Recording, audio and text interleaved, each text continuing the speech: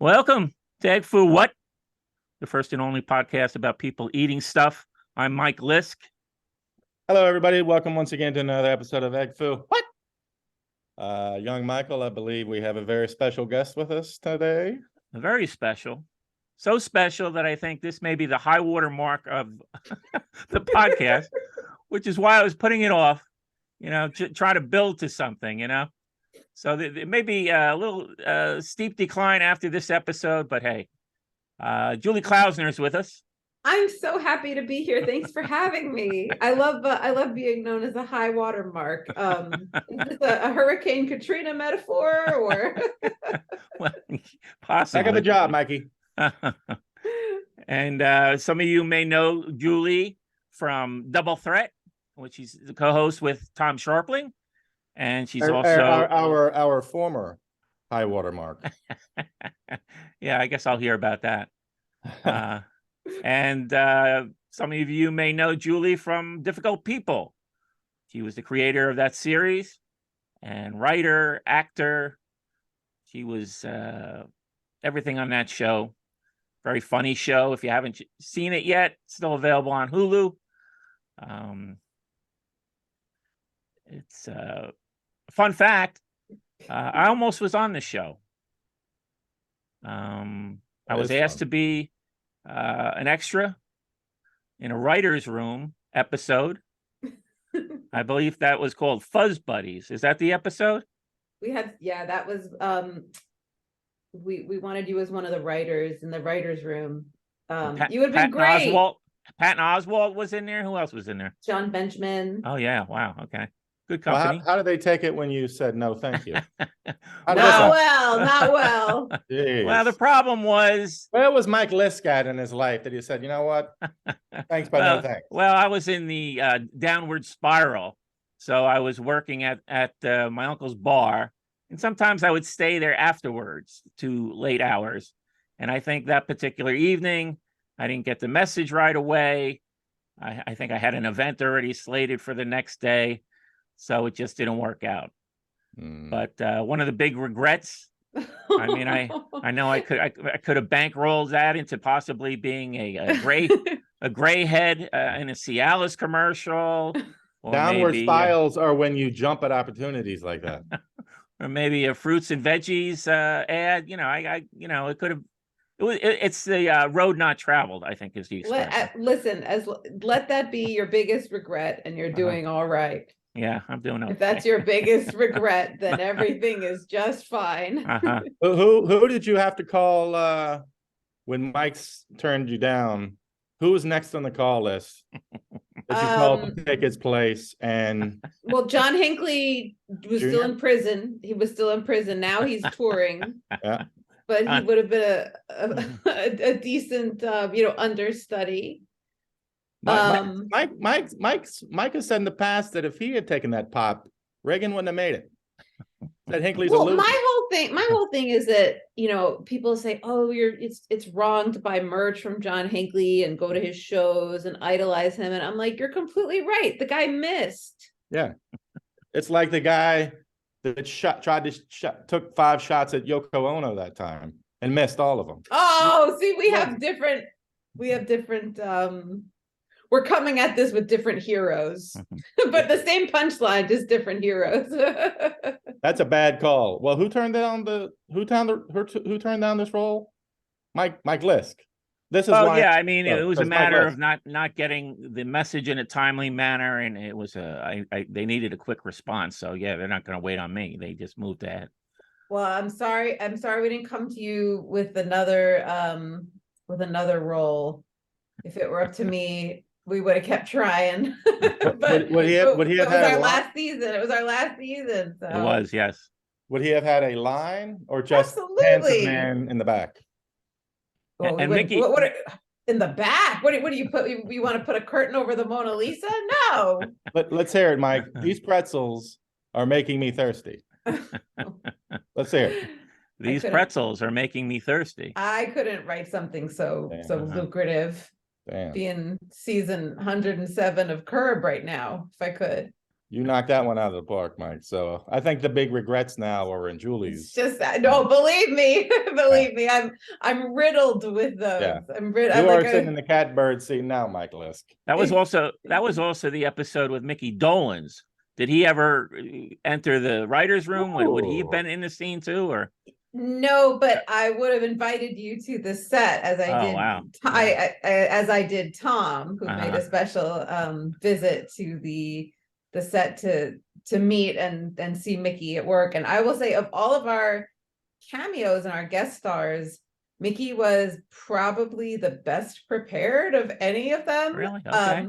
Well, Bro. I mean, just as far as like what expectations, not my expectations, but I was working with some colleagues that were concerned about, you know, him being an older gent and saying, I don't know, he's got a lot of lines. And he came, and not only did he know his lines so perfectly, but he was just he was so funny. He was such an incredible pro, and he just delivered them exactly right. And it was just a matter of like, you know, turning the camera around so we could get coverage, but he was so prepared, and it was just a dream. Mickey Dolenz out of the park, As someone who has yet to hear a monkey song he does not like, Mhm. except Last Train to Clarksville. I've never loved that one. Why don't That's you great like to that hear. song? He does seem like he'd be an easy breeze, a cool guy. Oh, he was Glad to so hear that. wonderful. And he was such a, well, he's also like, you take into consideration that he's been doing this since he was a child, since he was Yeah. like 5 years old, you know. So it's one of those things where, you know, fish gotta swim, birds gotta fly. Mickey Dolenz has gotta show up and be great on camera. Mike Lisk got to reject offers that come his way. He was busy. It's totally fine. Well, here's the thing. Here's the thing. I'm the only one old enough to have watched the Monkees when it was on the air. Wow. And Mickey Dolenz was a personal hero of mine. Mhm. And I actually toyed with the idea of, you know, promoting myself as a Mickey. You know, when it dawned on me. Yeah. When it dawned on me. We didn't talk about this in rehearsals, Mike. Explain what that means. Well, to I you. mean, Mickey, you know, I guess his formal name is Michael, right? I don't George think. Michael Dolenz. Yeah. Okay.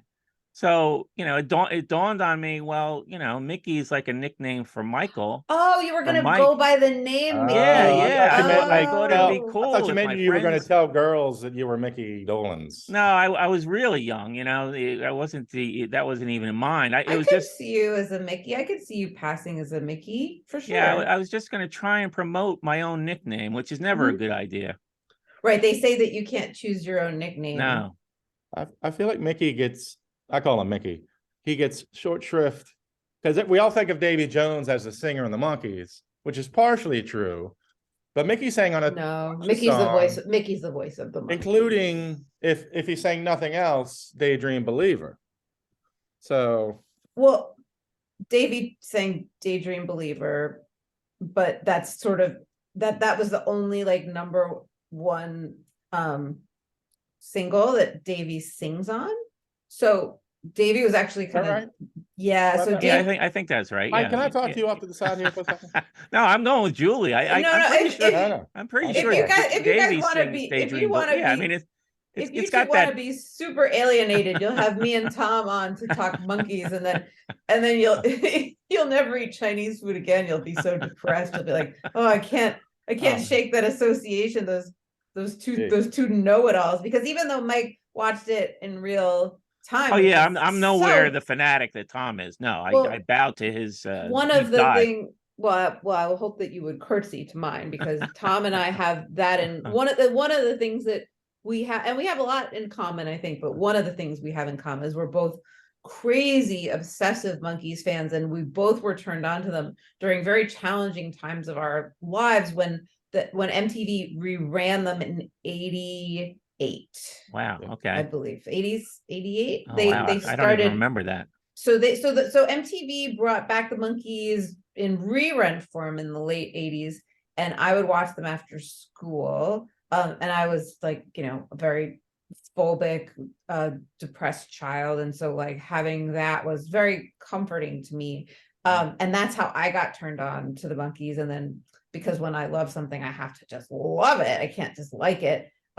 became obsessed with it, and then later, like, got turned on to their, the psychedelic movie Head, and learn more about like the mechanics of the, like, how they sort of came to be, and the songwriters and everything like that. But that is just one of my obsessions. So that is why Mickey Dolenz is on Difficult People.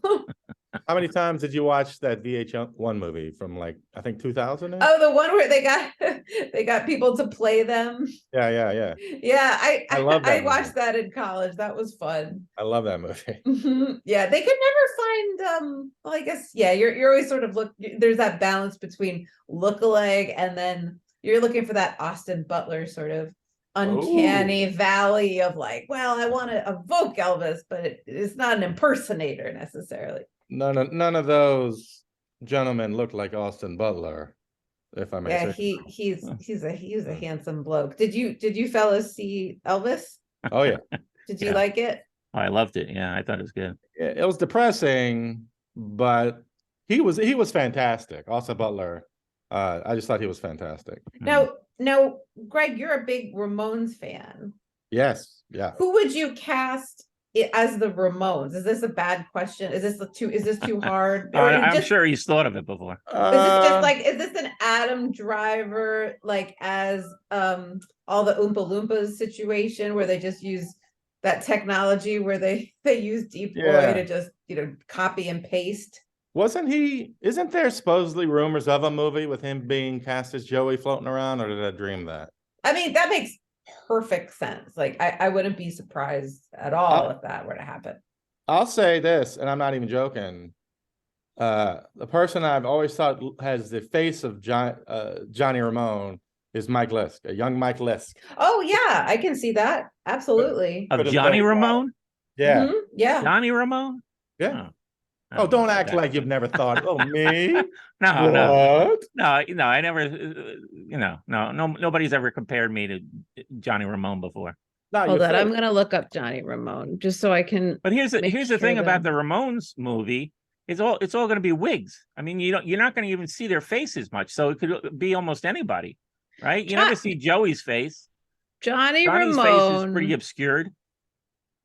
I look at Johnny Ramone, I just see Nigel Tufnell in these photos. Yeah. There's so much wig acting, right? Yeah, exactly.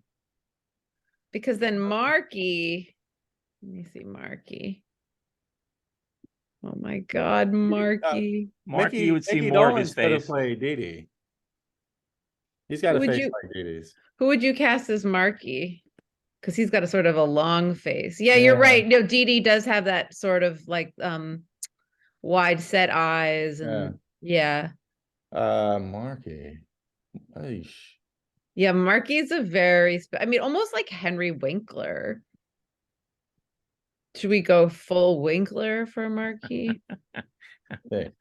I don't know. That's a good one. It's gonna be a wonderful movie. I've never thought of this, to be honest. Wow, okay. That's surprising. I mean, yeah, to me it's all about the music. Yeah. Now another one of my heroes was on Difficult People, and that's Andrea Martin. Oh my gosh. I was a huge SCTV fan, so that was quite a coup to get her in the cast, I'm sure. She is she's like my favorite person. This kind of, you take this as you will, but I mean it as the ultimate compliment. She's like a female Marty Short, and that like right.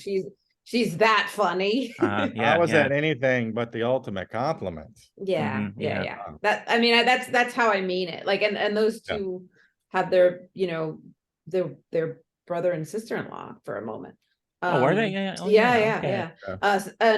And she is so funny, so smart, and this is corny and maybe not, but she taught me so much as a writer, because she would look at scenes and sort of look at them as a map, and she'd be like, all right, my next line I go here, and then the next line I'm going over there, and I'm like, oh my God, you're right, you need to go forward. Wow. Okay. So I would rewrite, and then also there was a certain amount of improvising that people would always ask me, like, how much of it is improv? And I'd always say, like, the only people who are really allowed to improvise are Billy and Andrea. So every once in a while, there'll be like at the end of a scene, she'll say something really funny. Like the odds are she came up with that. Wow. She'll say things like, "Why so hostile?" Mhm. That's a total Andrea Martinism. That and 100%. She likes to say that. And then I've seen her on stage too. And if you can, I know you're probably not the kind of guys that run out and get Broadway tickets the minute something goes on sale, but I saw her in Pippin doing Okay. these like acrobatic. She was on a trapeze and she Wow. was singing, and she was so incredible. Mhm. Was the only time at the time I saw the whole, like it was a standing ovation in the middle of the show. All right. That's She was- unique. Yeah. Yeah, they gave her all this. They gave her a trapeze routine to do, and she studied with an acrobat and a Pilates teacher, and Mhm. she Wow, that's something. she killed it. So I have nothing bad to say about Andrea Martin. She's my idol too. Mhm. Do you have anything bad to say about, I mean, you look at the list of guest stars on the show. And it's Yes. a murderer's row after murderer's row after murderer's row Yes. of great comedians and actors. Right. You're like, who do I actually want to murder? I'll tell you off Who do mic. you want to talk shit on I'll right tell you off mic. I'll tell you off mic. now? Nobody's listening. Do you have another 2 or 3 favorites you'd like to give a little shout out to? I mean, I know it's tough. There's a million of them. Julianne Moore was totally game. Not only was she game to do it, but she was like, she was really funny and weird. And like, we were shooting very late at night, and because we had these terrible hours, like, it was just, the whole thing was, as Mike would know, because he wasn't available. And honestly, our asks were probably like, could you show up at 4 a.m. and then maybe leave at 4 p.m. the next day. So we had like been shooting very late at night, and Billy and I were starving, and someone we were shooting right across from Peter Luger in Here we go. Williamsburg. Oh yeah. So we were go. so hungry that we decided it would be a good idea for them to get us steaks. Nice. So we were like, go get us steaks. So they brought Nice. us steaks, and we didn't have any utensils. So we started eating the steaks with our hands. And Julianne Moore looked at us and said, "You two are animals." I was going to say savages. She said savages. She called us beasts.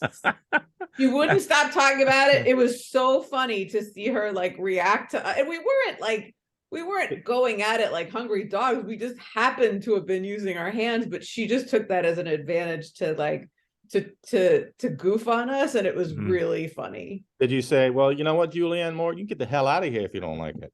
Yeah, that's exactly what we said. I mean, I can't even pick who my favorite would be. I'm just looking at it's crazy. No, there were. I mean, well, I guess, that's not true. I guess it's hard for me to put anybody above Martin Short. Yeah, Marty was the best. Marty is the best. I don't know why he just doesn't do all the award shows, all the, everything. He's had an interesting. Do all the shows. Every show. He's had an interesting career. It's great that I love that he's doing his show, however old he is. I don't care. It's like, what is that Bridget Everett always says? Dreams don't have a deadline. He's on TV now. He's the star of a show. It's about fucking time, and I'm thrilled he's. I've never ever been like less happy after seeing Martin Short. Yeah, and it is. He does have this weird, like, I feel like if you're a newborn baby, Martin Short and you love him. But then again, it's like he's never had, well, I don't say he's never had, but a super signature. Like when I think of Martin Short before Only Murders in the Building or something, I might have said Clifford. But he was never like Clifford wasn't a big star. movie. He wasn't a movie star the way that Chevy Chase or some of it. And he writes about that in his book, which is, by the way, an excellent, really, really thoughtful book. He talks about sort of being the late bloomer of his peers in Second City, Canada, and how he dealt with feeling the jealousy of watching everyone around him succeed, and that he hadn't really like he was always sort of more popular on television than in film. He didn't really have a breakout. I guess Inner Space was sort of like the closest to that big budget movie. But he's just always done his own thing. And he's also always taken it in stride. And then anyone who knows him will just say, like, he's the most healthy, well-adjusted guy. Like he's got, in his book, he writes about how he has these different departments of his life that he likes to keep balanced, like family, friendship, health. Like, how am I doing with this? How am I doing with that? Whatever he's doing, it is working for him. God bless Marty Short. God bless Marty Short. God bless Marty Short. And James Urbaniak, who played your husband. Yes. Now that was, I think about, famous couples on TV. Now you had something very different there. I mean, I don't think I've ever seen a couple as remote. It was sort of a remote marriage. That's funny, because what I did is I just gender flipped what you see all the time, which is just like a pain in the ass guy with like a really patient woman. Okay. All right. Oh, okay. See, I didn't even pick up on that. No, right. no, that's okay. That's probably good, because I just sort of wanted to subvert the really stable, well-dressed, good-looking wife that's like, honey, that's you're right. great. Yeah. Sweetheart, that's crazy, but I'm going to support you anyway, with that boisterous husband that's just like, why isn't the world fair? And then goes out and makes things much, much worse. I wrote that part for James. I always wanted him to play Arthur. Arthur was specifically written for him. Did he regale you with tales of Bayonne? Constantly. It was hard to stick to the script sometimes, because Bayonne was the fifth character in the show. Yeah, we've talked when he was on The Best Show, and I don't think he was there very long, although maybe his family was there very long. I can't remember. But yeah, he's a fellow Bayonne resident. Well, I met him on the East Coast. I've always thought of him as an East Coaster. I always, when I met him, he was in Hal Hartley movies, and he was doing theater, and I always knew he was from New Jersey. I knew him from the Hal Hartley movies, and if you told me he was a Bayonne guy from just those movies, I would have said, get out of here. I mean, his characters in that movie aren't particularly Bayonne. They don't. He puts the urbane. He puts the urbane in Urbaniac. He's very reserved generally, and even in difficult people, he's reserved. But that's interesting. I didn't figure out what you were doing there. I mean, it was very different. But now when you lay it out, I'm like, oh, okay, that's interesting, because it is like that. It was fun to be able to play the Kevin James to his, just physically maybe a little out of my league. The stable mate, right? Yeah, stable. Always one stable and one unstable. Yeah, and he's always making money, and he's got the steady job, and he loved cooking for me, and he just loved taking care of me, even though I was such an asshole to him. So it was it definitely that I knew that dynamic very well going into it in terms of what I wanted it to be. I was also looking at some of the I think my favorite episode of them all was Sweet Tea.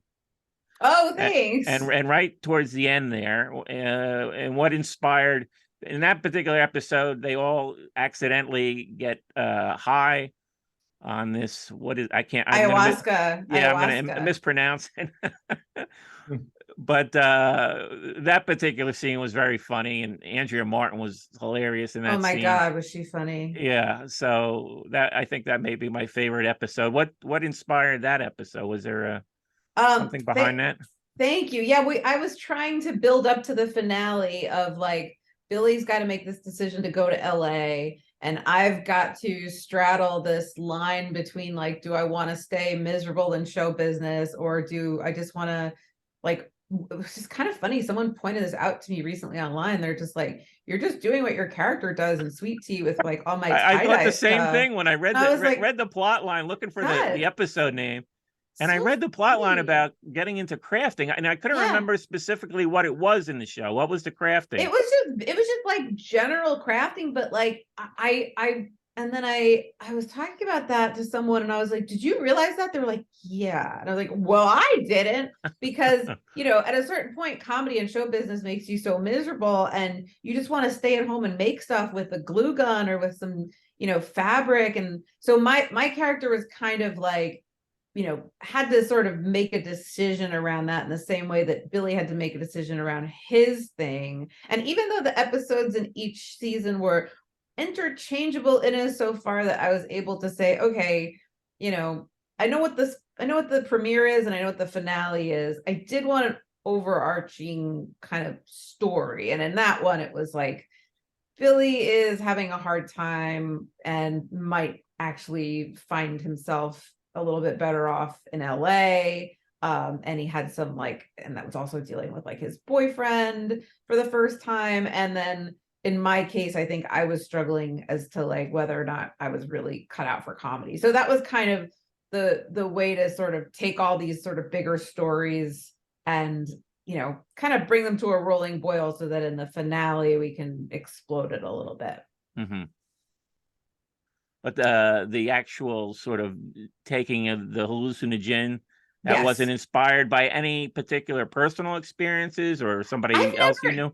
I've done a lot of ketamine infusions, but I've never done ayahuasca because I'm terrified of vomiting. It's my number one yeah. phobia. There's a name for it, fear of throwing up. I'm also not crazy about the idea of being buried alive, but I don't think that's weird. The the nausea of that experience would completely rule it out for me. Would you ever you've never done no, I'm ayahuasca? I've never done any hallucinogenics, believe it or not. As big as a Grateful Dead fan as I am. What about and all the even drugs mushrooms? and stuff swirling around that? No, I had a bad experience in high school with pot.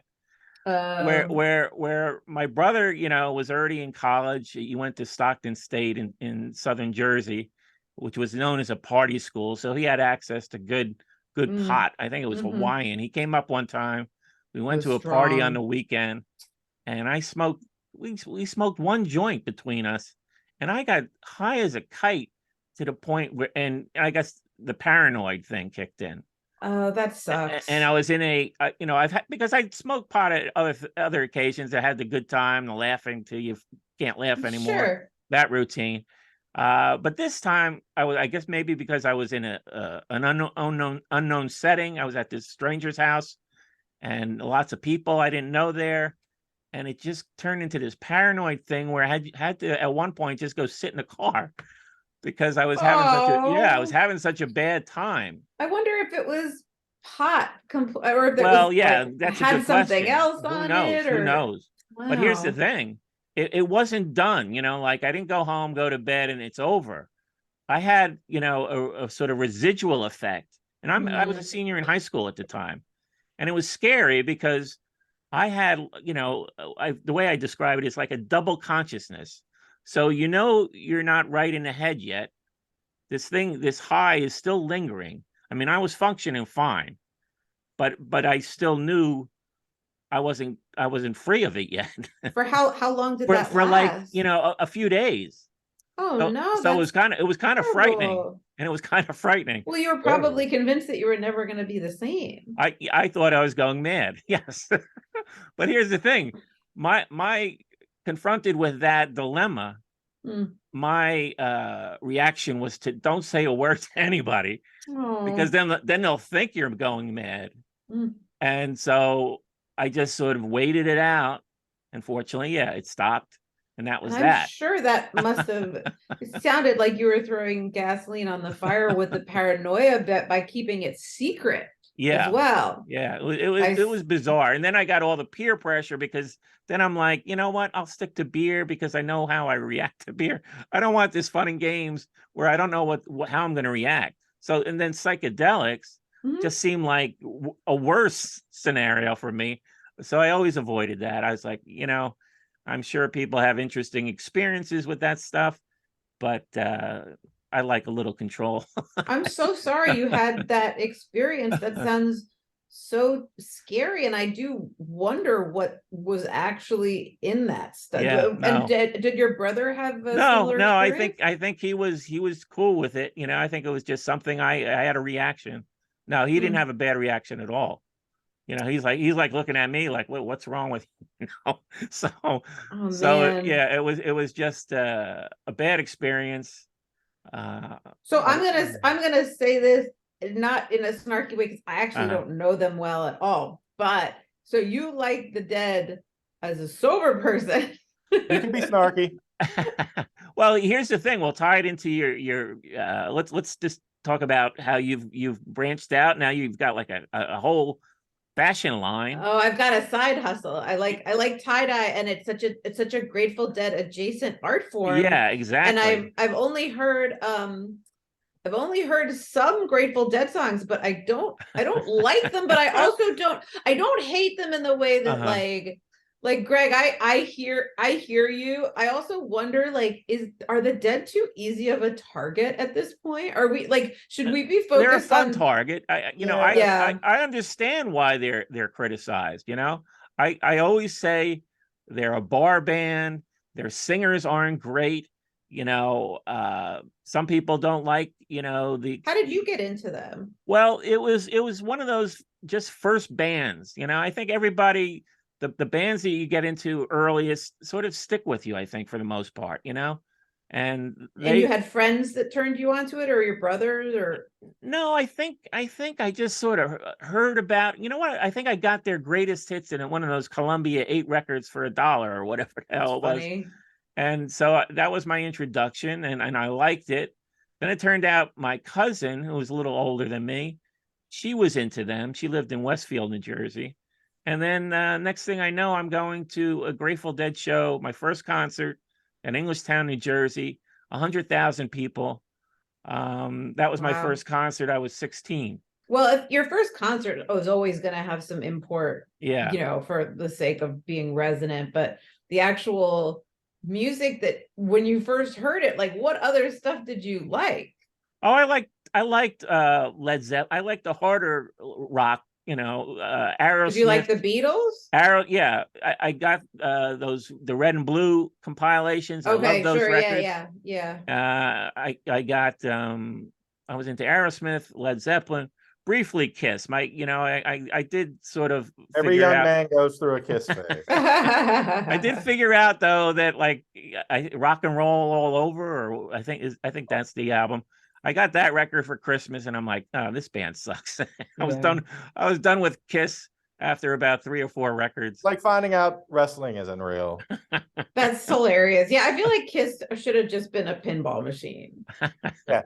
and not a What are you band. talking- like, who's the genius that sat them down and said, you know what, guys, let's do this without the makeup. Let's make it about the music. Uh-huh. Do people wait, is that what that album is? I don't know which album was it. Lick It Up, Oh, Unmasked. Unmasked. I think some were less gung ho. I think Gene Simmons was. I think he was the one that pushed all that, right? of course it was his Yeah, idea. Any yeah. real manager would have said, you know what, guys, let's make it about the makeup and the boots and the fire. And I have this running like trade I want to do, like who just to the Jewish people I really want to give up, and he's very high on that list Yeah. of people I want to trade in him, like Ben Shapiro. They're just like the embarrassing ones. But back to the Dead. back to Yeah. the Yeah, Now yeah. I'll say I saw this about the Dead. you were those you posted some photos. Were they cousins or aunt and uncle? Had a store, and there was some Grateful Dead stuff. Like they There's were a into lot. it. There's so much Grateful Dead stuff in the tie-dye world, and some of the most Yeah. talented tie-dye artists ever are into that band. And Yeah. I guess I just they're just honestly, it's like peanut butter and jelly. It's like you can't separate them. I'm curious about the history of it, but I just don't dig it. Like I've given it a shot, and Yeah. it's not that I don't like crunchy stuff or groovy stuff or corny stuff. Yeah. I guess it's just not melodic enough for me. And I also have a hard time knowing like I guess the kids say now, like, when is the beat gonna drop? But for me, it's like, when is it gonna kick in? Where's the chorus? Yeah. Like, where's the hook? That to me is very frustrating. See, even when I was young, it was like relaxing music to me. It wasn't like rocking out. I mean, then I got into like the Clash and Ramones and all that stuff. And so then I went on that whole musical journey. So when you say relaxing, I mean, are you talking about like long sort of like jam band? Like, 'cause I do find the songs melodic, and it's a cliche. I always tell people, listen to try American Beauty and Working Man's Dead. And if you don't like those records, then yeah, they're probably not for you. I mean, are those early records of theirs? Yeah, or those came out like in 1970. I think they came out in the same year. And I like the art. I like that guy smashing an ice cream cone into his forehead. That one makes me laugh. Yeah, they always had good art. Looked like a Robert Crumb drawing by like an airbrush artist or something. And he hated them. I think he was living in San Francisco at the time, and he hated all those bands, Well, how much of what you think people hate about the Dead is about the music, and how much of it is about the accoutrements?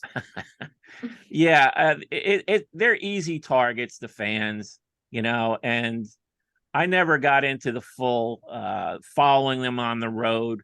I mean, I saw them, a handful of times when they played in the area, Madison Square Garden, the Spectrum. Was that fun? Oh yeah, it was fun. It was fun. I was still pretty young. But then they got rid of a band member. They got rid of two band members, and they brought in this guy, Brent Midland, who would later commit suicide. Oh no. Yeah, he was in the Grateful Dead, the organ player was the doomed instrumentalist. God, they lost the Spinal Tap, like, yeah. They died young, and they had I think 2 suicides actually. So but oh my God. Yeah, I hated the music. When he came in, they let him sing some song, and he was like pure middle of the road. I mean, it was like the Doobie Brothers, and I was like, what the hell? What are they doing with this guy? And so I stopped listening to him in about 79. And I've tried to listen to live shows after 79, and I don't like them. I mean, literally, that was the end of the Grateful Dead for me. That's interesting. Before 1979, like the Dead and the Doobie Brothers were like very, very different. Yeah. Okay. At least the Doobie Brothers were on What's Happening. The idea that Rerun would tape that show. It is funny. I'm like, are the shows from what's really in loving the Doobie Brothers? But the idea that he would know someone who'd want to buy that bootleg particularly is just such a great example of like the writers of television being completely out of touch with the rest of the world. I want to say something nice about the Grateful Dead here, because nobody thinks less of their music than me. Nobody is more gleeful about shitting on the Dead than me. But at least they were like the first of those jam bands, or the most iconic. But when I got to college, everybody I knew was obsessed with Fish. Right. Yeah. I was like, can you motherfuckers at least listen to the Dead? Like, at least that. I'm like, I've tried to see what the Fish thing is all about, and people sent me live shows and stuff. Oh yeah, everybody I know had 300 cassettes of every show. And I'll say this about Fish: they can play their instruments well, and that's about it. Their songs are ridiculous to me. I don't think they're good songwriters. They're not good singers. So all they've got going, they should be an instrumental band. Well, they should just go out there and jam. Trey's gonna play the entire White Album for Christmas. Like, oh, Merry fucking Christmas, me. Like, yeah, I never heard any of those full album deals they did. So why are they so popular as a good like? question. Is the live thing like supposedly? Yeah, I mean, they're a side effect of just people having a great time at those live shows. So they're like, well, then I want to remember that. Supposedly, they're the heirs of the Grateful Dead. I mean, the Grateful Dead were known for the long jams and the long concerts. So they're doing the same thing. Not just culturally, musically.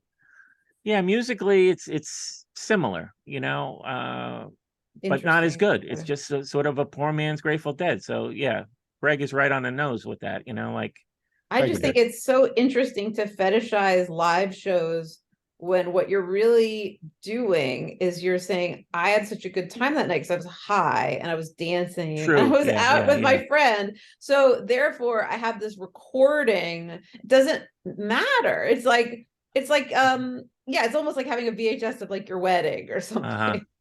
But You had most a of nice these tapes, time. most of these tapes going around were even shows that like you were at. Like they would just get them from other people. It's like getting an autograph through the mail or something. It's like, well, what's the fucking point of that? And are they good live? But you're saying they play their instruments well, so maybe they are a good live band if you like what they're playing. Yeah, no, I mean, I think that generation, the Grateful Dead were probably in decline, and then they were done in 95. So they sort of filled the void. The people, the people who were like maybe into the Dead is like, wait a second, I want to follow a band around again, and I want to, take drugs and Of course, yeah, have a good dance time. around. What's Yes. that Primal Scream song? We want to get loaded, have a good time. People go to Peter Luger's and get the salmon or whatever. So who knows? Who knows why people like what they like? What did you think of the Peter Lugers? That's been an ongoing discussion. I was so hungry at the time that you could have fed me, like semi-thawed steakums, and I would have been thrilled. But even in my ravenous state, I was discriminating enough to be like, this shit is underrated or overrated. Overrated. Oh, overrated. Okay. Overrated. Mike, can I talk to you over You're here with Mike then. Mike, can I talk to you for a second? Yeah. Wow. I may have gotten. What do you mean? Wow, she's with me. I may have gotten a lousy cut. We maybe in retrospect, perhaps we were shy about making a production assistant get us steak Peter Luger's, and we may have said, just get us the cheapest one. Maybe we should have said, get us a fillet, or you know what I mean? I think this production assistant you sent to Peter Luger's did not make it to Peter Luger's. Oh, sounds like they made it to like Tops. The Kellogg's Diner. They made it to Kellogg's and came running Okay. back. I think they pocketed some extra cash that night. Peter Luger's can do no wrong for Greg, even though they treat you like an assembly line when you go in there. When that steak is that good, they can do what they want. Yes. Isn't that part of the experience? Don't you kind of like that sort of dominatrix throwing plates experience? at you, like hurrying you along? They know the steak is that good, and it is that they can be like, get the fuck out of here. We hate that you're here. Leave your money and get the hell out of here. It's that good. And it's yes, sir. Thank you. Yes. It's that good. I've been to other great steak places that aren't as good, and they have to make up for it with the cozy atmosphere and everybody's friendly and here's some cake or whatever. Not Peter Luger's. And it's unbelievable that people eat better steak. Wonder if like something was lost in translation as a takeout situation, like that it was like put in a bag and schlepped across the street. Actually, like I said, that's not that. They used to have a policy when I lived there. I lived only a couple blocks away. Not that I was a baller and went to Peter Luger's every day, but like I know they did have a policy. They didn't have takeout. That might have changed, but they had a policy of like, no, we're not going to let you take our steak out. We need you to experience it right away. We need you to be here so we can treat you rudely. Right, exactly. You're in my house. You have to get the full experience of being treated like garbage. Would you rather the greatest steak in the history of the world, and they're not cozying up asking you how your summer vacation was, or a so-so steak and they're nice to you? Come on now.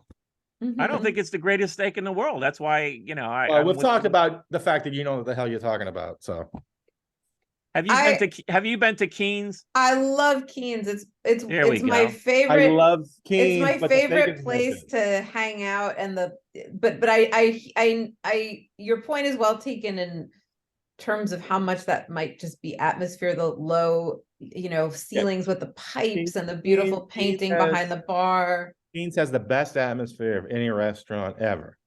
And that it's beyond compare how great and cozy. And I think I've only gone there in like winter and it's always snowing. And so extra cozy, and their steak is really, really good. But it is not Peter Luger's. I'm happy to go to Keen's anytime, day or night, thrilled. But their steak is not Peter I Luger's. had the first date of a 5-year relationship at Keen's. I think it's all Keen's fault. Oh, spill the tea, girl. But I mean, Well, hey, the he T- started. the He started T-bone. on a good note. The though. T-bone. Yeah, no, in other words, if he had taken me elsewhere, we probably would have realized sooner that we weren't right Yeah, for each other. if he took you to Peter Luger's, you would have like, why would Yeah. he take me here where I'm going to be treated Well, like I'll be It's honest. a preview I'll of be coming honest. attractions. If I'll be honest, if I'm taking a girl on a first date, it just happened 17 years ago, so it's still fresh in my mind. I would take her to Keen's instead of Peter Luger's because Keen's is so warm and intimate. And let's be honest, if you're on a first date, you don't really care about the food. Plus Peter Luger's, I'm going to be distracted by the steak because it's so amazing. And it is so bright. It doesn't scream romance. So I give props to the guy for Keen's. That's a hell of a first date. Keen's is a great. No wonder when Yeah, it was a good first date. It was a good first date. I mean, I The don't rest know if of the didn't go up. relationship is that's a great first date. Jeez, I don't know how. Like date number 2. I don't know about that. Anyway. Well, speaking of food, He's the best in the business. I did try to enlist Julie to go for the egg foo young challenge.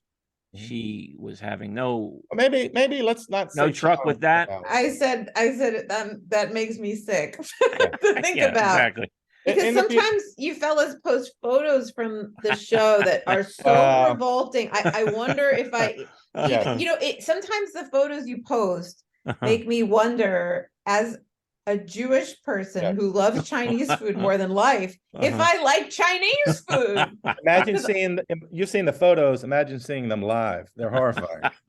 So those are not stock photos. That's just you with your phone, like hovering over a snow pea with I'm photographing what I'm eating. Yeah. Maybe in the future, Mike, let's remove the word challenge. Because if you say that, it does sound like, oh shit, this is going to be a nightmare. And maybe on your phone, try scrolling over. There's like a portrait mode in the camera. Maybe try that. Maybe the lighting will be a little bit more.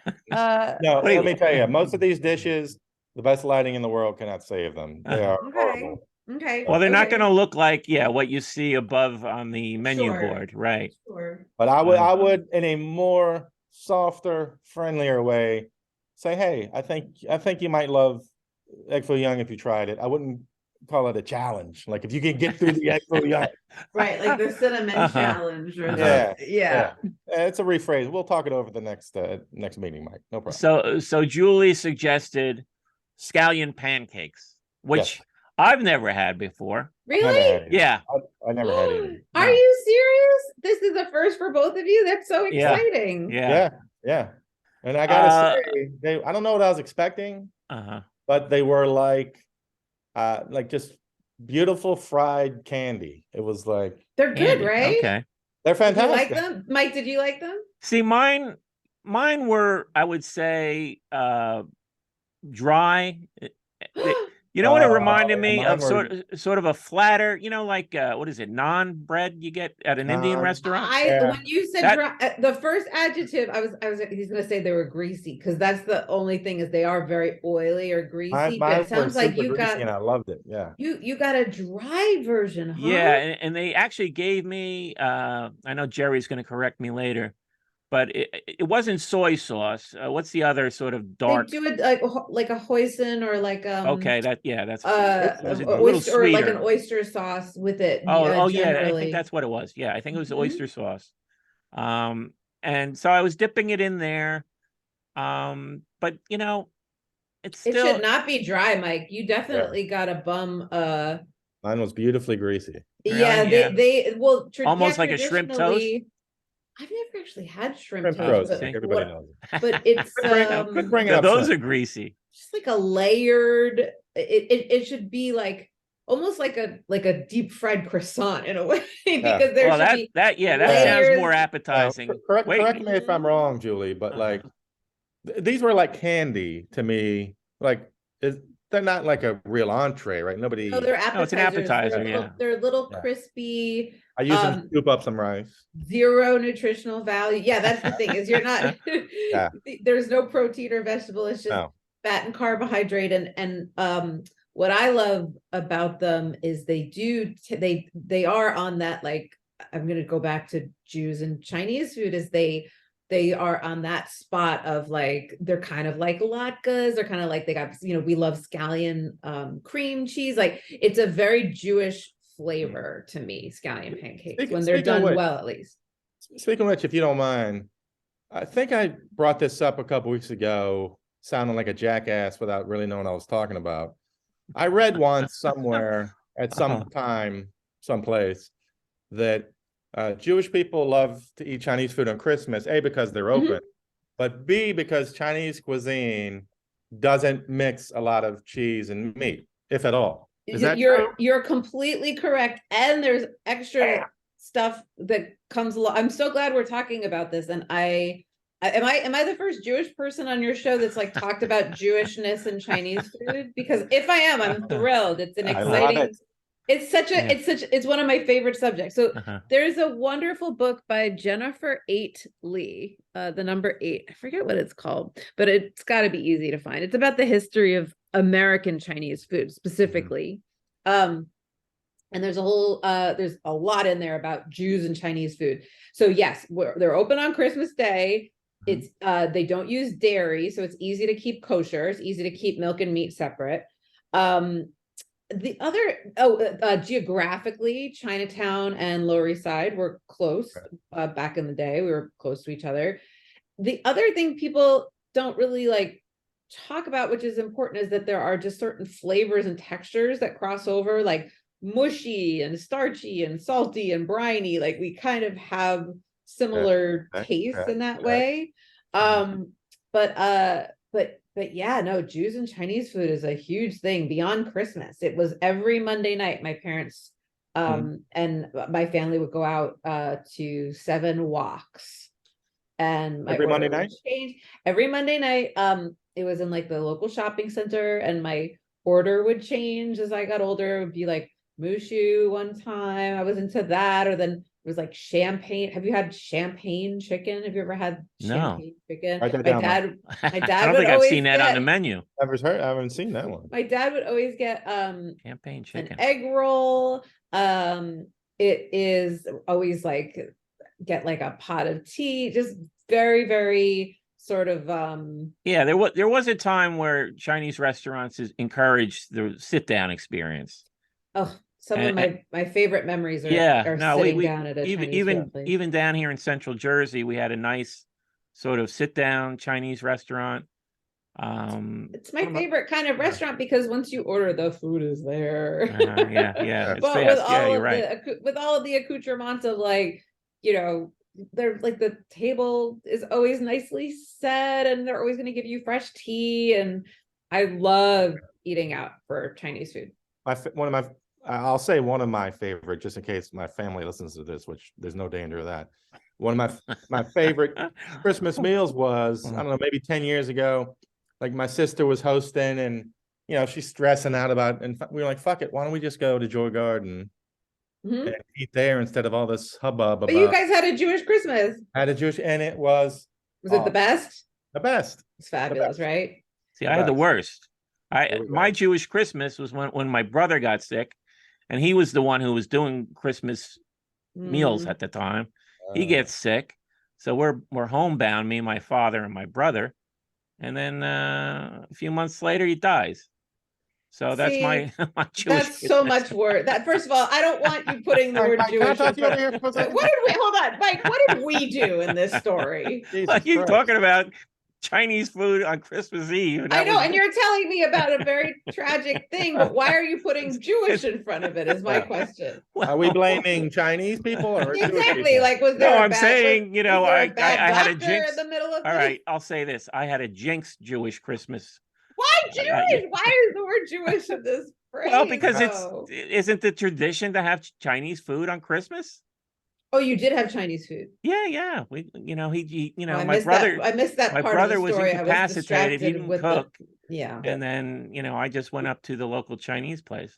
Julie's happy that now you can blame the Chinese people. And the place was No. the place was packed too. Was it I remember jumping? that experience. That was my next question, Greg, was the like were you just like, this is the place to be? Well, Yeah. well, no, it was in Richmond, Virginia, so Okay. not a great Jewish population there. There's more Jews in Richmond, I guess, than other parts of Virginia, but Yeah, I know it's still Yeah. not, it's not like I Long Island I would do a Chinese meal every Christmas. I'd happily. Well, I want Mike to have some decent scallion pancakes. Yeah, when Yeah, you no, said dry, right away when you said dry, I was like, oh, this isn't going to be great. Those don't Here's sound the other like thing. feel like Here's it's the other cheating thing. So it because was they are like candy. they were cut. Was yours cut like in triangles, Greg? They So should be made yeah. in like a circle and then divided into like 4 little Mhm. slices. You'll see my photograph, and I sort of assembled it like a pizza. Yeah. And Yeah. here's the other thing. Couple things. Did you have like sort of the green splotches? Yeah, that's the You mean the scallion. scallions? Yeah, that's. I know it's the but when you Did yours look look at like it a pancake? visually, it looks like fungus. It's Seen the last 30 dishes we've had on this show, Mike? I need to see I need to see the photo. You'll see the photographic Get the evidence. right thing. But this is easily the best photo since the original, since Extra Young. So even visually, it was kind of a bit of a turnoff when I first looked at it. I knew it was the scallion, but it gives you that like, is there mold on this thing? It sort of looks like mold. That's what it looks like. And so, yeah, not visually appetizing. This is the place you always go to. So I only had one option, and this was the better place. Mhm. Yeah. The lesser place didn't even carry it. I couldn't get it there. So yeah, I'll hunt around for it at another place. But here's the thing: I have a history with scallions. When we were kids, we would have scallion fights. We had scallions sort of growing wildly in the air in the neighborhood, and so you pull up the scallions, you get a lot of dirt on them, and then you start whipping. You get into fights with the scallions. So I think good old fashioned fun. Did you grow up in the Grapes of Wrath? Yeah, the greatest 1930s. Good old scallion whipping contest. Wearing hand-me-downs that are like made out of paper. So I remember yanking those scallions out of the ground, and I think sometimes we try and nibble on them, clean them off, and nibble on them. And it's sort of like a poor man's onion, tiny little onion. But yeah, I think I need to find a better place for this dish. I'm so sorry you did not That's have all a right. positive scallion pancake experience because I don't know who's fucking up scallion pancakes, to be honest. They seem, as a non-Chinese cook expert, surprise, that seems like it'd be hard to really mess up. Yeah, we're really just dealing with like deep frying dough that has like a couple, well-placed mild onions. Yeah. And after I had a couple scallion, I'm pretty sure. After I had a couple slices, I'm calling them slices because it looked like a pizza to me. Sure, they're like little chips, like I'm like, tortilla, you know what? Chip size. This wouldn't be bad if I put some 4 cheese Mexican on top of this. Zapped it in the microwave for a minute. You're making a quesadilla in your mind. Quesadilla. This is why we don't have Jewish people on the podcast, Mike. And I even thought if Greg's experience. Wait, is that an official policy? No, that's our policy. We don't have a lot of rules. That's the one rule. Exception. But we can only have one rule. I'm looking at this thing and I'm like, if Greg's got anything like this, I bet he's tempted to put peanut butter on it. Here we go. So the two of you don't patronize the same places. No, he's in Virginia, I'm in Jersey. We're a. And what is and Greg, have you had like New Jersey or New York Chinese food and vice versa? Mike, have you because I know every region has its own thing. Well, I lived in Brooklyn for 15 years, so I had good takeout or whatever. What's your favorite Chinese place in New York? My favorite was a place around the corner, Cam Sing. I lived in Williamsburg. Hmm. Before it was cool. I don't know why I always feel the need to say Oh, that. it was Before it's always cool. cool. It was Yeah, like always anybody cool. gives a shit. Like I got there in 1998, like 3 weeks before it changed. It But was I don't know cool in why. '98. It was cool, and Yeah. it was just a little bit more heroin-y, Yeah. but it was very cool in I don't know why I '98. always feel the need to preface that, but I don't know either. yeah, the place right Greg around the lived in a corner. warehouse. That's Well, awesome. it was a loft. I mean, A loft. like it was a residential loft. I mean, it wasn't a warehouse. You had drains that you could piss into Yeah, in Well, your we all floor. we They're can called all piss toilets. into our drains if we choose to. It's a called free toilets. country. That doesn't mean we should. Toilets Yeah. in the middle of the floor. But there was a place. It was Camp Sing, and it was the old takeout. You know, with the bulletproof glass. And every time I called, Got it. I was like, "There's no way they got this order right." And they nailed it every time, and they were just great, just pure classic. I mean, I got every young every single time. Really? Classic, yeah. Now the last Manhattan? regular sit What about down Manhattan? Sorry, Manhattan? no, Brooklyn. I know, but what did you like in Manhattan? My number one in Manhattan sit down place was Sammy's House of Noodles. Sammy's is closed. No, Yeah, I walked past there the other day. I was so bummed. What's the That big was one? I great. Hotep? love Hotep? Is that the Sammy's. big one? You think of Wohop? Wohop. Yeah, Wohop is still I'm around. sorry. I'm sorry. No, I that's apologize. okay. That's okay. I don't know where Sammy's, Hotep was one of the Egyptian gods, right? We're getting off I track. don't know. You're better educated than I am. But did Sammy's? Hey, wait a second. was We it went to the because of- same school. Was it because of It's another fun jewel Yeah, of but fact. one of us listened and the other Were you in the School of the Arts? no, I went to Gallatin. I was sort of Oh, Gallatin, okay. Yeah, like make your own adventure kind Yeah. of. Oh, that's interesting. Yeah. Yeah, just kind of. Uh, I don't want any structure. I know what I'm doing, and then like, what am I doing? Yeah, Gallatin was, I worked in the admissions office. So Oh, did you? so we sent out all the material, the applications for the Yeah. different schools and stuff. Sure. Gallatin, yeah, I wasn't even sure what the hell Gallatin No was. one knows. tell you No the one truth knows. when I It's was a there. scam. It's a Uh-huh. scam. It's a way to live in Manhattan and somehow get a diploma. But did you No, you're not take doing- courses at the main building? I took classes in all the schools in NYU. Yeah. Oh, okay.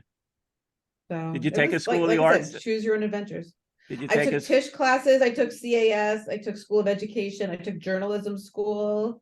I took a um, film history class. I thought it was, I took a couple film ones. I needed a break, and yet it was like I had this ball buster professor.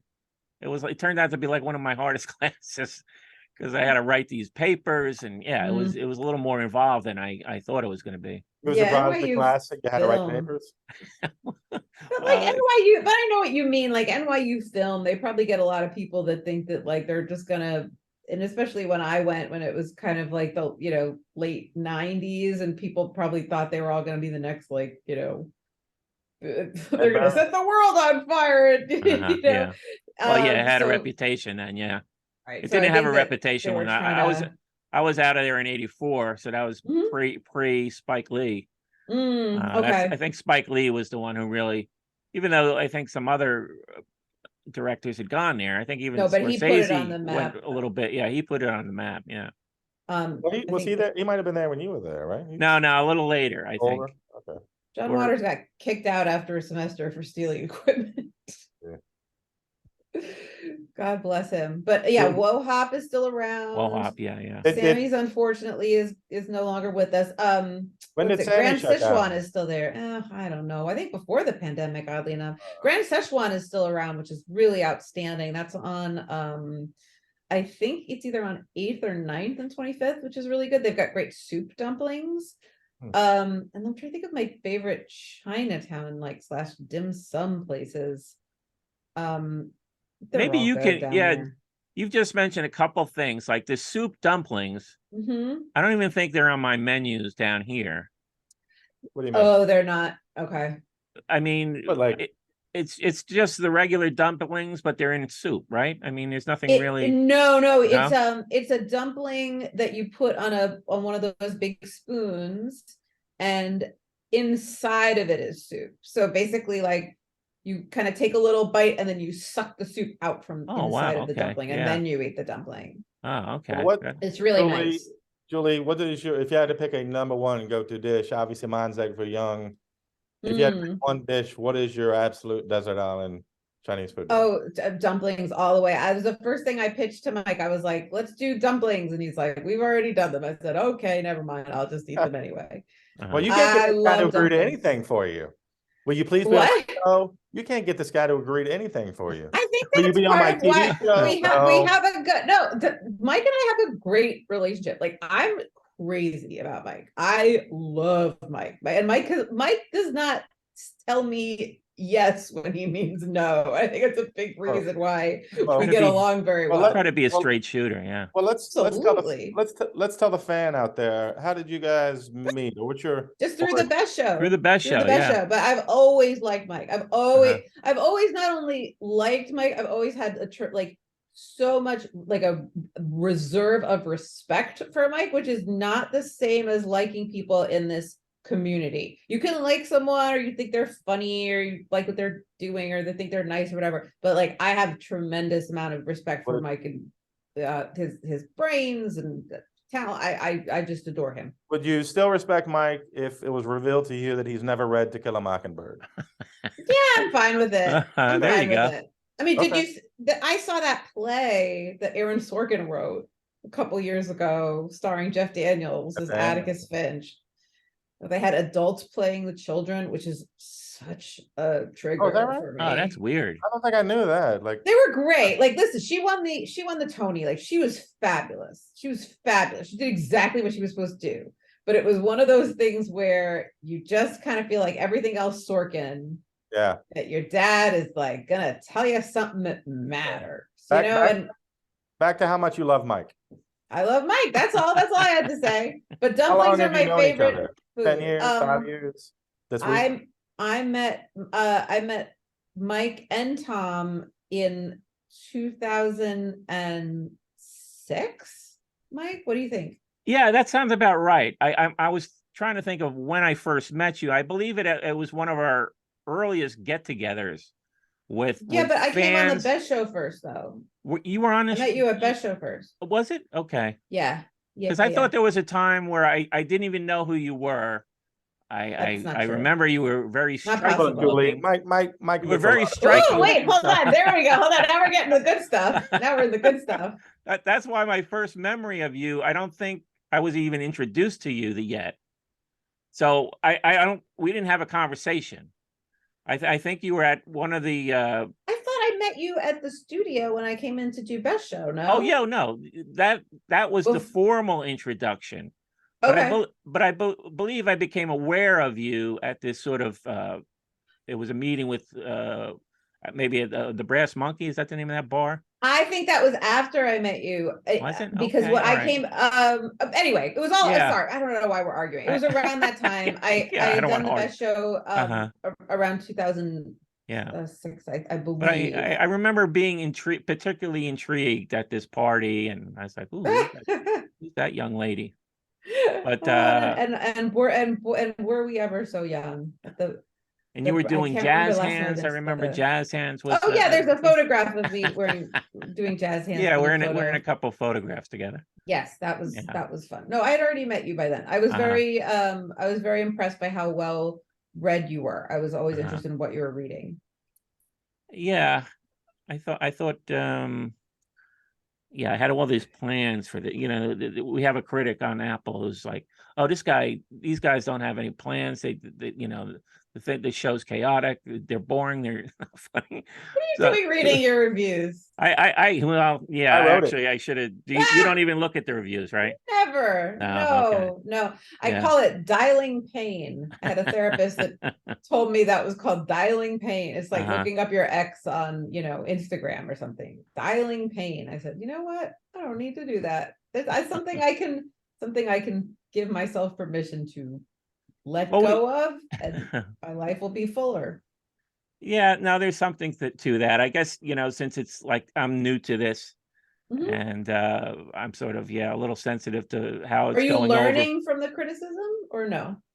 Well, really, we've been very fortunate because there was only that one negative. There's a few people gave us 1 star, but they didn't even write a review. So Who knows what their thinking was, but the reviews have been very positive, which I enjoy. Well, those are But always nice to read. yeah, I thought I'd mention this to Greg. I was talking to one of our fans, and she said that we should do more talks about our declining health.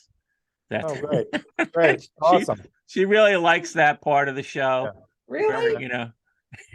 Well, I just spent a week Uh-huh. in my after waiting 2 years to go to Europe. I spent a week in Europe sick with the flu, so that'll make her happy. Oh, I'm sorry. Yeah. Well, I had a bad That's an experience. odd request, but yeah, I can talk about my declining health. Are you sure they weren't being sarcastic? I would be careful of taking these at face value. Yeah. No, I'm actually being sarcastic because she was criticizing our talks about our declining health. Oh God. So I'm saying no, she wants more of that. She wants to Maybe- hear more Maybe about some us. more about how we're never gonna find love. We're gonna die alone. Would you like more of that? Oh, I was having this. Well, But Lo Mein sucks. But Lo Mein sucks. We're all on the same We're on the same page about. But Chow Fun, have you done Chow Fun? That's my We question. did, yeah. I had a bad like Chow Fun. experience with that. I love Chow, but the first time I Chow Fun was at love Chow Sammy's. Fun. That was my Chow go-to Fun at is- Sammy's. See, the thing about Sammy's that was so great, which is why it's such a fucking nightmare that it's closed, is because it was the noodle place above Canal. Yeah. Ugh! Drives me crazy. Sammy's. Because a good Chow Fun, Mike, which you've not had, at least on Yeah, this I didn't show. have I'm a good sorry you one. were just Yeah, so sorry about that. Mine, it was clumping. It just sort of folded in on itself, and it was clumping. Well, a good Chow Fun should stick to itself like it's like a lasagna Yeah. or a kugel or I- something, but it should be tried in to a tell him that. delectable way. Yeah, I tried to tell him that the clumping is good, but You didn't want it. Okay. I didn't. Oh. Yeah, no, I guess. Maybe it was just bad. it was bad. Uh-huh. Any Well, any thoughts? I'm actually, yes. I thought maybe I'd introduce a segment called Julie's Pancakes. So I was just gonna throw out some topics and see what you have Okay. to say. Okay, I love that. It's a The great Golden idea. Globes last night. Any interest? Did you even look at it or? I didn't watch it. I saw what people were wearing on the red carpet. I saw some I saw some great looks, Uh-huh. but no, I didn't watch it. So no Now- no hot pancake from me. The Fablemans one is the drama. Mm-hmm. Have you seen that yet? I have seen it. Did you see it? I'm an hour and a half into it. I had to defer to my father and Let's Make a Deal and The Price is Right. So I didn't see the ending yet, but I don't know. I find people watching movies in a movie a little tiresome after a bit. And I relate to that. and the whole bit with his father, and the friend being, I mean, he didn't notice that until he shot it on a movie. I didn't quite even buy the way they made that big revelation in the movie. Yeah, the whole thing seemed a bit psychosexual around the mom, in ways that I don't think he was quite aware of either. And she was kind of hammy though. I mean, I like her. I've seen her in other things very good, but she seemed like she was gushing in every scene in this movie. And well, I was like, to me, that was just sort of like, oh, the mother was bipolar. Yeah, Or no, I borderline guess or something. that's what you're supposed to pick up on, but I don't know. For I think her, he it just did- seemed like it was overacting. I know I know what you mean. I know our friend James is going to make an appearance in the end, so I will watch the end tonight for him Who's our friend specifically. James? Mr. Urbaniak is in it, and then Oh, the last scene has a cameo. I won't Oh. spoil unless someone Uh-huh. already has, but there's a No, wonderful cameo in the last Yeah, scene. somebody said there's a very big cameo at the end. I'll look forward to that. Now, the best comedy or musical was the Banshees of Inisherin. Is that It how you was? phrase- Yeah, I What? guess it was a comedy. I mean, there's some music in it. Really? Yeah, it was a weird. This happens every year with that award where you put movies. The Elvis movie was a drama. That wasn't But it's nominated. a musical, though. Yeah, I know exactly. I have less of a problem with the Elvis movie being a drama than I do the Banshee of your. being a musical Yeah. comment or whatever. Yeah, That's weird. yeah. I did not know that, and I'm I'm against it. That's my hot take, is I'm against it. How about here's a hot take for you. How about Pancake. Madonna? How about Madonna? What's going on there? Was she there? No. Just Madonna. Just in general? How about- what's how going about on with war? Madonna? I think Madonna has gotten some, I think she's doing stuff to her appearance that makes me remember, like, I don't know, it seems kind of sexist to be like, oh, she was so beautiful. Like, it's kind of, in some ways it's none of my business, but in other ways I just sort of wish there were people around her that would kind of like steer her towards other options. It's funny. It's funny you mention that, because I What mean, makes you think of Madonna? Did she popped up or something? she's become fodder, unfortunately. Mhm. She's become tabloid fodder Well, with. she's always been tabloid fodder. Yeah, but there was a period where it wasn't so much anymore, and now it seems like she's doing shocking things just to be shocking. And yes, she's they talk about people become addicted to plastic surgery. And Yeah, I think something may be going on along those lines. I thought about, why don't they have an intervention show about people addicted to plastic surgery? because she's too savvy to sign the release, because she knows what the hell's going on. The people who are addicted to meth will be like, yeah, I'll sign anything you want. Do you have any meth? No, but I'm talking about for regular people, like the regular intervention show, that was drugs and alcohol. What if Yeah, they, no, that's not a bad idea. Nobody yeah. cares about regular people, Mike. I think it's I also a just- combination of not just surgery, but like fillers, injectables, needles, and then also Instagram filters. Like, she's Mhm. having a really good time with, like, and it's interesting because there are people like Cindy Sherman, who's a bona fide genius, who's using Instagram and computer, like, computer techniques to make herself look strange in a way that she always kind of has as her art. But then there's people like Madonna, who just, like, if she'd had access to those filters years ago, who knows, if we'd ever have been blessed with some of the things that she gave us visually that were so fabulous and unique. Mhm. So it's I've been a fan of her music, and it just seems like it's taken, a negative it's path one way. lately. I always just sort of blame, like, the patriarchy before I want to blame her. I kind of just want to say, like, well, it's shitty of us to have held her to any standard to begin with, because she's just great the way she is. But it's hard to, like, because she's just such an icon, and just I love her so much. So it's just, it is weird to see her looking weird. But that's on me. If she's happy looking the way she looks, then that's not my business. She's doing her thing.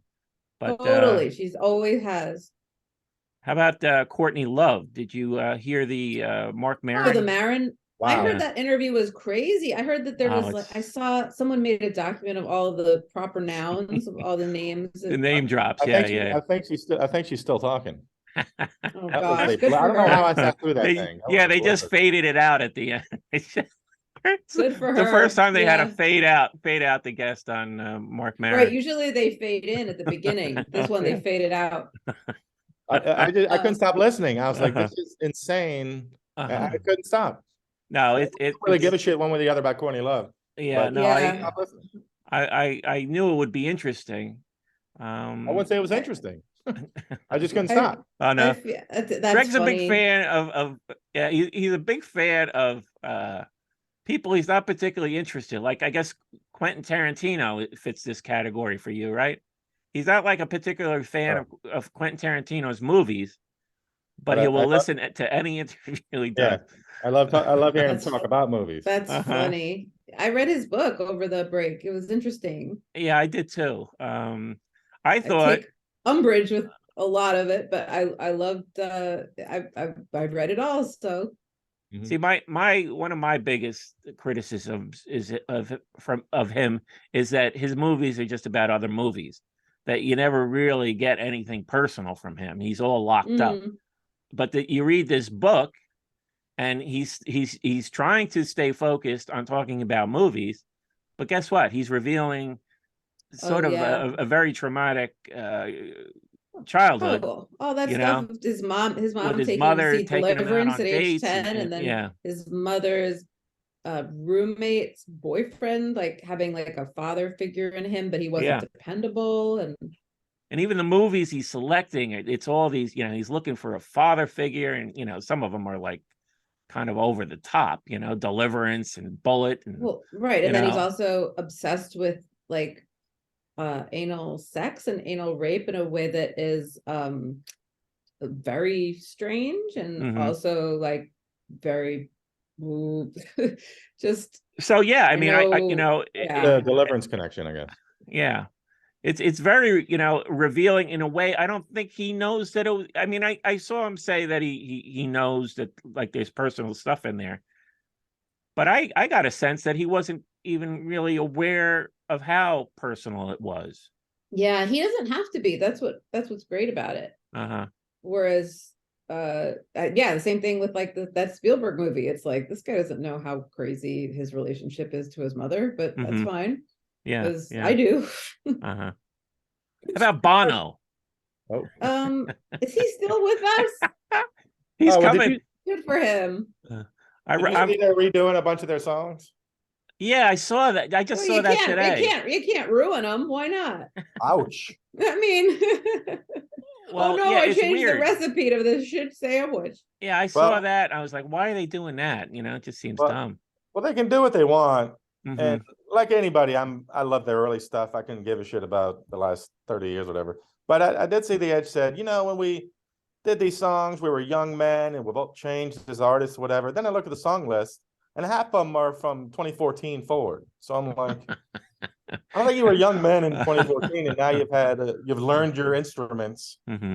since then. So, but Well, I'm almost done with his book. His book is like over 550 pages, which is way too long. It's disappointing. I mean, What does he have to? Is it like he's doing a memoir? Is he yeah, being very Irish about like his big memoir. There's lots of stuff about he was almost like sort of in with like a born again Irish Christian group. There's a lot of stuff about particularly early on. That was like from the beginning as they young men. almost stopped the band because they were Yeah, Christian. they were worried about how Christian they were and rock and And roll and God all said, this. "Look, I'm not listening to this shit either." So. But that's kind of interesting because I didn't know all that stuff. But around the 400 page mark, he starts name dropping like you can't believe it. And it's when he's doing these negotiations for the different charities he was involved, that's fine. I don't mind reading a little bit about that, but I didn't buy the book to find out about who he's meeting to set up all these different funds for relieving debt in Africa. I know he's very involved with this stuff. It's important to him. why? But Was he rich? He was rich enough that he went on a guided tour once, and people showed him the poverty. That's why. Yeah, he just became very involved with different activist groups, and which is great. I mean, he could be doing worse things. Just I know No, you're right. You're right. You're right. but it's not that interesting to me, and that goes on for about a good 100 pages, and it's like, oh, it's You've just got this. more patience than I don't think I would have Well, been able I'm to sit pushing through a through. single Yeah. essay he'd written. Well, I think this is the first thing he's written, the first book he's put out. So I was kind of curious. I figured he's not a bad writer. There's not. I mean, the early chapters, it started like jumping around. I'm like, oh my god, does this guy have ADD? Because it was sort of disjointed, but then it calms down. And he's not a bad writer. There's really not a lot of groaners in there. Sometimes you read these memoirs and it's like you're groaning to yourself over stuff. There's not a lot of that. It's just he gets a little. He doesn't try to be funny or anything or clever. Not so much. He keeps giving the little self-deprecating digs to himself because he knows. Well, I he's mean, been criticized. The guy is fucking Irish. Like Irish people are great storytellers, and they know how to put themselves down in a like charming way. Yeah, and he's going to be doing the Beacon Theater. He's doing like a whole month. He's doing this Springsteen thing. Alone? He's going to be Or with the reading band? passages from the book, and Oh, Jesus. yeah. Yikes. Alone mean- meaning not playing music, but okay. Yeah, I don't know if he's going to have somebody with a guitar, do like what Bruce Springsteen did essentially. He's going to. Did you see that? No, I didn't have the money for it. I mean, I Yeah. saw the Netflix thing when it was eventually on Netflix. Oh yeah. I mean, Uh-huh. there's an argument that all theater should be filmed for Netflix, but that would be great, and that's a it good would be idea. great. Yeah, more Yeah. people would see theater. Uh-huh. I I hope. think that's the argument. That's a good argument. Unfortunately, like it's a privilege to be filmed. Like I know that I spoke to the director of A Strange Loop, and they're trying to figure out how to film it before it closes on Sunday. I don't know if they figured it out, but that's just something that like, and PBS used to do that just to have a record of like, What's the hang up? Why don't they do it? Is there some legal thing? Or? money. How to like, like they're closing because they don't have enough money. So the question is like, who's gonna front the money to have the recording on top of it? Yeah, early television. I mean, they were doing that. They would do American Eugene Playhouse. O'Neill plays and Yeah, some exactly. great stuff. Mm-hmm. Yeah, but- great performances. Mhm. Yeah, I remember seeing Jason Robards with Oh, what did you see him in? Death of a Salesman. I think he may have been in. Really? Yeah. I think there's an old TV. Yeah, that's exactly it. There's definitely a charm to those things. Oh yeah, I think you can track them down. And I think you have to buy the DVDs. It does give you a decent sense of the show, at least with Sunday in the Park with George and Into the Woods. Those were always on when I was growing up, and that's how I know those musicals before I ever saw them on stage. Yeah, I know you're a big Stephen Sondheim. Like Broadway musicals, it's sort of right up there with like opera as far as like the music. I just know the least. I love West Side Story. Okay. So I Well, watched that again recently. Steve wrote the lyrics for that. Yes, yeah, I So, know that. And yeah. so which are his top ones? I mean, Sunday in the Park. I'm crazy about that one. But if I'm gonna recommend one for you, I'm gonna say Sweeney Todd. Sweeney Todd. Okay. That's my recommendation for you. Okay. And for you, Greg, I'm gonna recommend Assassins. Assassins. Okay. Mm-hmm. Literally writing that down. Uh-huh. Please Where do you stand on Broadway musicals, Greg? Have you seen Guys and Dolls at least? I lived in New York 15 years, but I lived like a rat. So I'd never had any money. I never dreamed it was possible to go to a Broadway play. It just didn't seem, possible. Yeah. Now I, have a real job and I have some disposable income. I'm living in DC, and but I would like to. They don't have theater at all, really. I don't think. Well, I mean, it's who in cares? in DC they do. I'm sure they do. But if they absolutely do. I would go up to New York. I'd love to go to anything on Broadway or even a musical where I probably couldn't follow it and would feel like an idiot. I'd love to follow it. Give me a chance to recommend something.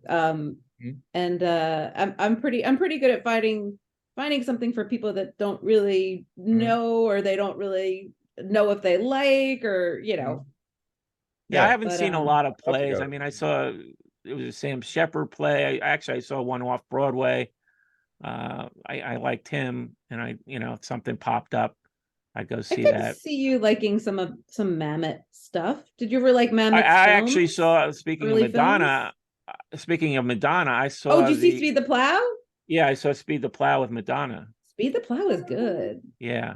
Who else was in that with her? Hold on, Connor. Who is in the original Speed the Plow? I want to say like maybe like Joe Mantegna or possibly great quarterback. But yeah, I mean, there was always the expense. I mean, theater, unless you get, it's an expensive thing. I bet if I look back at the price of a theater ticket of a, whatever, it wasn't the hottest play, but just like a whatever, like in 2002, I'm sure I'd be like, well, that's not as crazy as I would have guessed. But I thought I always thought you had to be a millionaire to go to a. Right, right. I know what you mean. I didn't even think of it. So, but I'm definitely going to look up Assassin. Well, give me a chance to Yeah. take you out on the town next time. Next time you're here. This is recorded and proof. So when I show up looking for a Broadway tour, you know, I'll have evidence. You can't. Hold on, I just got a link of the original Broadway cast. Okay, wow. All right. Hello. Guess who it was? I was right. Really? Okay. Joe Mantegna as Bobby There you go. Gould and Ron Silver as Charlie Fox. Okay. How was Madonna in it? Was she bad? Yeah, it was good. It was good. I mean, I remember it being relatively short, though. I mean, his plays aren't particularly long. It's good though, isn't it? Yeah. I mean, I haven't read it or seen it since then.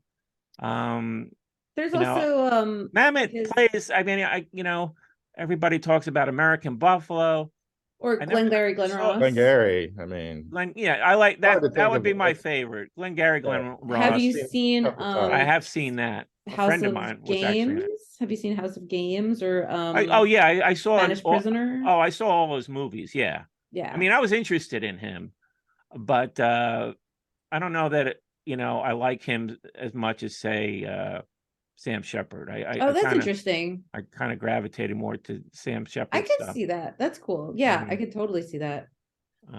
Well, I have to go because I'm getting really hungry and it's like 7:30.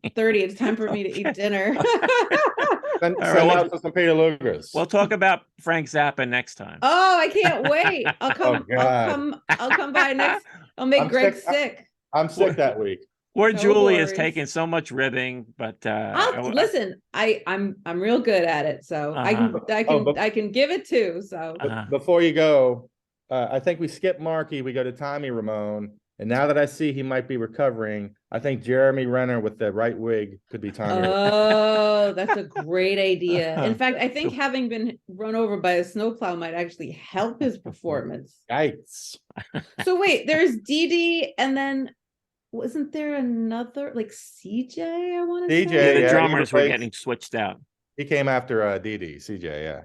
So, okay, we don't need to cast. I think we go with the first four, including Jeremy Renner as Tommy. It was right because it depends on what the story is actually about. If we need that other drummer, and I doubt that like the screenplay is going to involve the replacement of Dee Dee. Yeah. I love the Ramones, and if I'm writing a script, I don't care about it. Okay, fair enough. And any Broadway play that you tell me to go to, I will go to. I'm excited. All right, I'm knock on your door, and you're gonna. Yeah, no, I'm up for the challenge. But Sondheim wise, you both have your marching orders. Perfect. Thanks for joining us, Julie. Thank you for having us. Fantastic. Okay, nice bye. Likewise, thank you. Did you get a fortune cookie, Greg? Of course not. I don't think they have them in DC. I got one, in Richmond last week. No fortune cookies in DC. It's insane. I got a very good one this week. Well, let's hear it. I hope it happens. Oh. All the troubles you have will pass away very quickly. Well, that could mean you're going to die. Well, I want to spoil your great fortune cookie. Yeah, well, hey, there are worse things. There were worse things than death, right? We all know that. That's not true. Yeah, there is. I believe that one. Yeah. Well, that was fun. I enjoyed meeting Julie. Yeah, we had a good time. The quick. It took you 28 minutes to mention Jersey, so that's always new record. A lively conversation with Julie. Yeah, very cool. Okay, I want to thank everybody for listening. Don't forget to hit that subscribe button, and thanks for everything. Thanks for listening, everybody. And whoever asked about talking about our declining health, trust me, I am more than happy to talk about my declining health on this show from now on. So, me too. Hey, here's an idea. Have you ever had a colonoscopy? Not only have I had a colonoscopy, I had one simultaneously with an endoscopy. Ooh. Thank you very much. I've never had one or the other. All dudes get freaked out about a colonoscopy. I'm like, you shit your brains out, you go to sleep, you wake up, you feel great. I don't know what people think happens at these things. I love mine. I might go in for 2 a year or something. 2 a year? No, you should not put it off. You should go Okay, get one. It's perfect. All you do is you go to sleep and you wake up and you feel like you lost 10 pounds. So really? yeah, But you haven't lost 10 pounds. no, I haven't. Thanks for pointing that out, Mike. Appreciate it. Speaking Hey. of declining health, No, this Chinese food is taking its toll on me. I gotta start moving around. yeah, maybe we'll pick a healthier option next week. Uh-huh. I No, would- I actually, would- this one wasn't bad. I mean, it was Yeah. this was Well, this there was a wasn't a nice lot break. to it. We forgot to ask Julie her score. I'd give this like it was good, but it's almost cheating because I keep saying it's like candy. It's like a salty appetizer version of candy. I give it like an 8-1. I ding it because it's not like a real. You took you a know, picture of it, biscuit. right? Yeah, I took a picture. I sent it. Yeah, It's not I'm like looking forward to see what it looks like because, yeah, we had very different experiences. I would give it like 5. Yeah. Yeah. I mean, again, it's like a cheat. It's not like a real dish, but No, yeah, they were great. So yeah. and next time don't say egg foo young challenge. Let's be a little more inviting somehow. We'll work on that. I'll work on it. Yeah, I'm a work in progress. All right, buddy.